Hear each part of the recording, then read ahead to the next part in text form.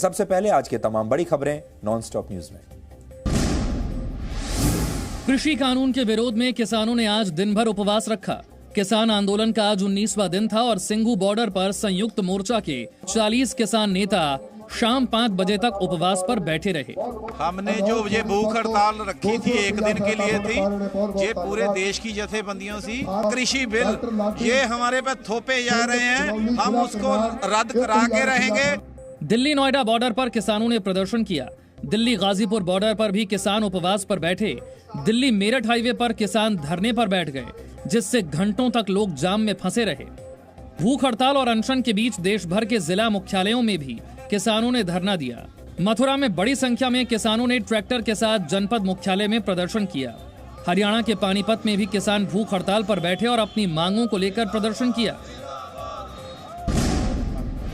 सरकार ने एक बार फिर किसानों से कृषि कानून पर संशोधन प्रस्ताव मानने और बातचीत की टेबल पर आने की अपील की है। कृषि मंत्री नरेंद्र सिंह तोमर ने आज गृह मंत्री अमित शाह के साथ बैठक की। कृषि मंत्री ने कहा कि किसानों को लेकर सरकार की नीति और नीयत दोनों साफ है। इन कानूनों के पीछे भारत सरकार की नीति और नीयत दोनों सही है और हम लोगों ने किसान यूनियन के साथ बातचीत की है, उनको समझाने का भी प्रयास किया है और हमारी इच्छा है कि वो क्लॉज बाय क्लॉज चर्चा करें। फिक्की के कार्यक्रम में रक्षा मंत्री राजनाथ सिंह ने भी कहा कि कृषि कानूनों को लेकर किसानों का सरकार पर किसी तरह की शंका करना निराधार है।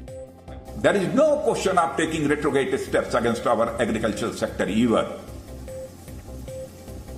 The recent reforms have been undertaken with the best interests of India's farmers in mind.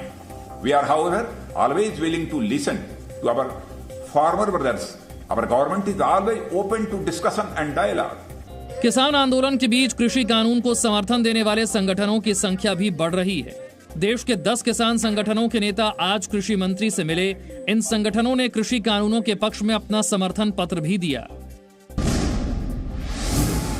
Delhi की सीमाओं पर विरोध प्रदर्शन कर रहे किसानों ने कहा है कि वो किसी भी राजनीतिक दल के एजेंडे को अपने आंदोलन पर हावी नहीं होने देंगे। किसानों का समर्थन करने जामिया यूनिवर्सिटी के कुछ छात्र गाजीपुर बॉर्डर पहुंचे, लेकिन प्रदर्शनकारियों ने उन्हें वापस भेज दिया। तरफ से तो बिल्कुल कोई इस तरह का न्यूसेंस का काम नहीं है। दूसरा कोई आदमी आएगा उसको हम देखेंगे। हम पूर्ण रूप से सक्रिय है। अपने आंदोलन को हम शांतिपूर्ण और पीसफुली चलाएंगे, चलाते हैं और आगे भी चलाते रहेंगे। कांग्रेस ने केंद्र सरकार को घेरते हुए कहा कि मोदी सरकार ने कृषि और पराली जलाने के कानून बनाकर अन्नदाताओं को कुचलने का काम किया है। पंजाब से कांग्रेस के सांसदों ने किसानों के समर्थन में जंतर मंतर पर प्रदर्शन किया। मौलिक आज सारा देश में ही लोग बैठ रहे हैं हंगर स्ट्राइक पे, तो मैं तो यही सरकार से दरख्वास्त है कि अब तो मान जाओ ना। अब तो फार्मर एक साइड पे चल पड़ा है।